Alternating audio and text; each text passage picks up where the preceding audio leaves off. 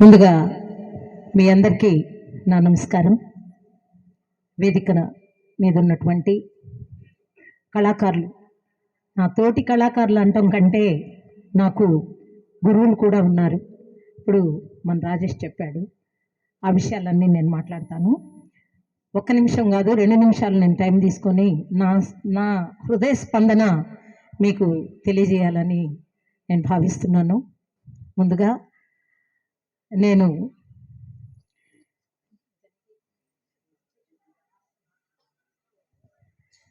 జన చైతన్య వేదిక రాష్ట్ర అధ్యక్షులు లక్ష్మారెడ్డి గారు, వారిని గురించి నేను ఎందుకు చెప్తున్నానంటే, నాకు 91వ సంవత్సరంలో అక్షరాస్యత ఉద్యమం జరిగింది. దాంట్లో ఖమ్మం జిల్లా నుంచి నేను అంతకుముందు ఒక స్కూల్లో పనిచేస్తున్నాను వైరాలో. అయితే గాయనిగా నేను అక్కడ వరకు పరిమితమై ఉన్నాను. ఆ తర్వాత రాష్ట్ర శిక్షణ శిబిరం ఒకటి నిర్వహించారు జన చైతన్య వేదిక ఆధ్వర్యంలో, జన విజ్ఞాన వేదిక. అప్పట్లో దేవేంద్ర గారు, మేమిప్పుడు ఆలపించినటువంటి గీతాలు చదవాలిరా ఎన్ని ఆటంకాలు వచ్చినా, దాదాపుగా ఆ సమయంలో అన్ని పాటలు దాదాపుగా తనే రాయడం, ట్యూన్ చేయడం, కూర్చోవటం ఇవన్నీ జరిగేవి. ఆ తరుణంలోనే మేము హైదరాబాదు శిక్షణ శిబిరానికి వచ్చాం. ఆ తర్వాత ఆ ప్రాజెక్టు స్టార్ట్ అయింది. ఆ తర్వాత ధవళేశ్వరంలో కళాకారుల క్యాంప్ జరిగింది. కళాకారుల క్యాంప్లో జగనన్న, నేను, ఇంకా ఇతర కళాకారులు అందరం కూడా అక్కడ పాల్గొన్నాం. ఆ సందర్భంలోనే మేము అక్షరాస్యత ఉద్యమంలో పనిచేసాము. ఆ పనిచేసిన సమయంలో మాకు ఒక దేవుళ్లాగా లక్ష్మారెడ్డి గారు సార్ అప్పుడు మాకు పరిచయం.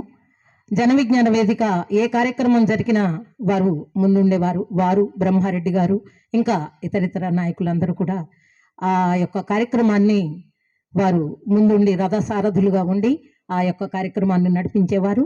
అట్లాగే ఈ యొక్క రాష్ట్రంలో దాదాపుగా ఉమ్మడి రాష్ట్రంగా ఉన్నప్పుడు ఆ తరుణంలో ఎంతో మంది కళాకారులు, దాదాపుగా ఒక్కొక్క జిల్లాకి ఒక 600-700 మంది కళాకారులు అట్లా తయారయ్యారు. అట్లా తయారై వాళ్ళు మండలానికి ఒక 4 కార్యక్రమాలు చొప్పున చేస్తూ ఒక కళాయాత్ర నిర్వహించాము. దాంట్లో పుట్టినటువంటి పాటలే ఇవన్నీ కూడా. చదవాలిరా ఎన్ని ఆటంకాలు వచ్చినా, చదివే మనిషికి జీవం రా, చంద్రుని వెన్నెల చల్లదనం, అలా ఎన్నో పాటలు అక్కడి నుంచి పుట్టాయి. ఆ పుట్టిన సమయంలో ఎన్నో క్యాసెట్స్ మా వాయిస్లో చేశారు. ఇక్కడున్న జగనన్న, ముందుగా నాకు పాట పాడాలంటే, నేను నిజంగా లైట్ మ్యూజిక్ సింగర్ని. నేను భక్తి ప్రధానమైనటువంటి పాటలు అప్పుడు మా గురువు గారితో అసలు నేను పాడుకునేదాన్ని. అలాంటి మనిషిని మరి ఈ జన చైతన్య వేదిక ఆధ్వర్యంలో, అట్లాగే ఈ యొక్క కార్యక్రమాల్లో నేను ఇన్వాల్వ్ అవుతూ, అట్లాగే ప్రజానాట్య మండలి గాయనిగా నేను ఎన్నో జిల్లాల్లో మరి కార్యక్రమాలు అందరితో పాటు, నేను దాదాపుగా వయసులో వీళ్ళందరికంటే చిన్నదాన్ని. నాకు ఎలా పాట పాడాలి, అసలు ఎలా మైక్ పట్టుకోవాలి అని ఫస్ట్ నేను పాట పాడేటప్పుడు, ఎందుకంటే ఉద్యమాలతో నాకు సంబంధం లేదప్పుడు, ఆ తరుణంలో జగనన్న దగ్గరుండి పాట నేర్పి ఇలా పాడాలి అని చెప్పేసి విజయవాడలో రాష్ట్ర ఆల్ ఇండియా మహాసభల్లో నాతో తొలి పాట పాడించారు. ఆ రోజు నుంచి నేను ప్రజానాట్య మండలి గాయనిగానే ఉన్నాను. ఆ తర్వాత అక్షరాస్యత ఉద్యమంలో గాయనిగా కొనసాగాను. నేను ప్రస్తుతం ఒక ప్రైవేటు పాఠశాలలో పనిచేస్తున్నాను వైరాల్లో. అక్కడ ఈ మధ్యకాలంలో సార్కి నేను, ఎందుకంటే ఈ ఉద్యమం అక్కడితోటి మా జిల్లాలో ఆగిపోయింది, రాష్ట్ర వ్యాప్తంగా కూడా ఆగింది. ఆగిన తరుణంలో కొంచెం గ్యాప్ ఏర్పడింది. అసలు నేను ఎక్కడున్నానో కూడా సార్కి తెలియదు, లక్ష్మారెడ్డి సార్కి.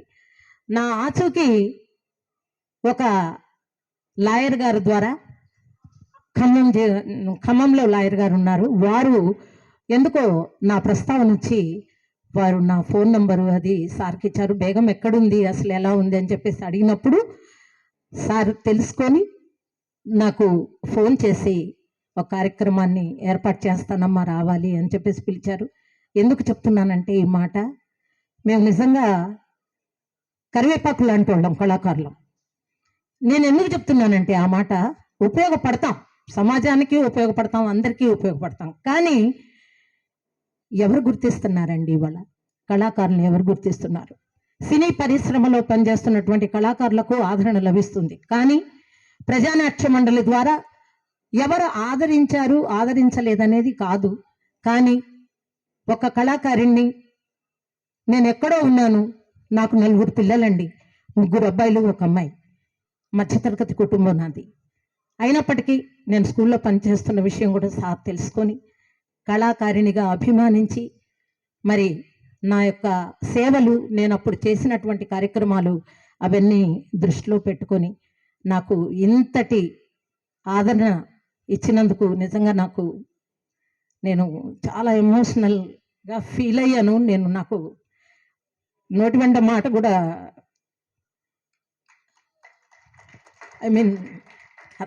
రావట్లేదు. నేను మొదటిసారిగా సార్ అట్లా పిలిచినప్పుడు చాలా నాకు ఎందుకో హృదయం అట్లా ఒక్కసారిగా నాకు చాలా ఇది అనిపించింది. ఎందుకంటే నాకు అన్నదమ్ములు కూడా ఎవరు లేరు, మా అమ్మాయి ఉంది, మా నాన్నగారు కూడా లేరు, చనిపోయారు.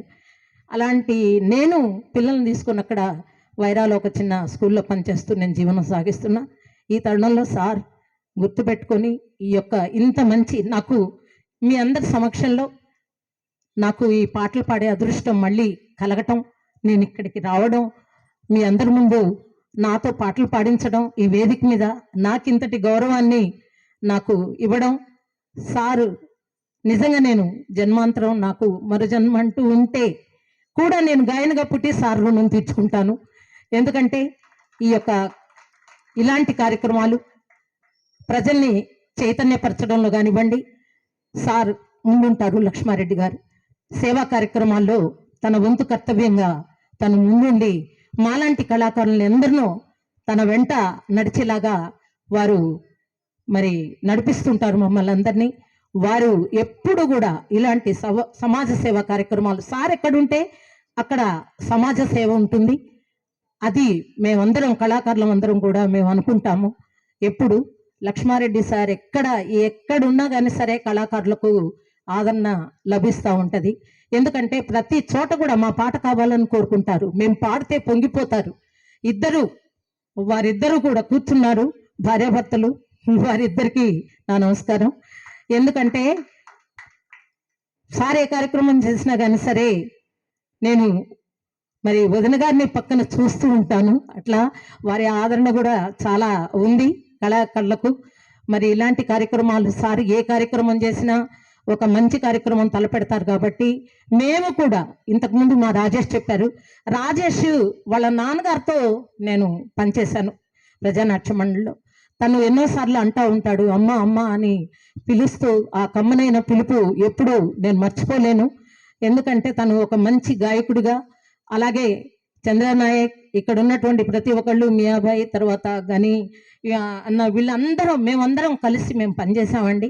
మళ్ళీ అందరినీ ఒక వేదిక మీదకి మా లక్ష్మారెడ్డి సార్ తీసుకొచ్చారు మమ్మల్ని అందరినీ, కళాకారుల్ని. మరి మాకు నాకు నిజంగా లైఫ్లో ఇది నేను మర్చిపోలేను. నాకు ఇంతటి ఆదరణ నాకు ఇచ్చారు. అట్లాగే మా కళాకారులందరికీ కూడా వారు ఒక చుక్కాని లాంటి వారు ఆయుర ఆరోగ్యాలతో కలకాలం చల్లగా ఉండాలని నేను మనస్ఫూర్తిగా కోరుకుంటూ, నాకు ఈ అవకాశాన్ని ఇచ్చినటువంటి వాళ్ళందరికీ కూడా నా ధన్యవాదాలు తెలియజేస్తూ, వేదిక మీద ఉన్నటువంటి మా కళాకారులందరికీ కూడా నాకు చాలా హ్యాపీగా ఉంది. నాకు నిజంగా నేను గుండెల నిండా సంతోషాన్ని నింపుకొని ఇక్కడ నుంచి వెళ్ళబోతా ఉన్నాను. మీ అందరికీ నమస్కారం. ఇప్పుడు మా గురువు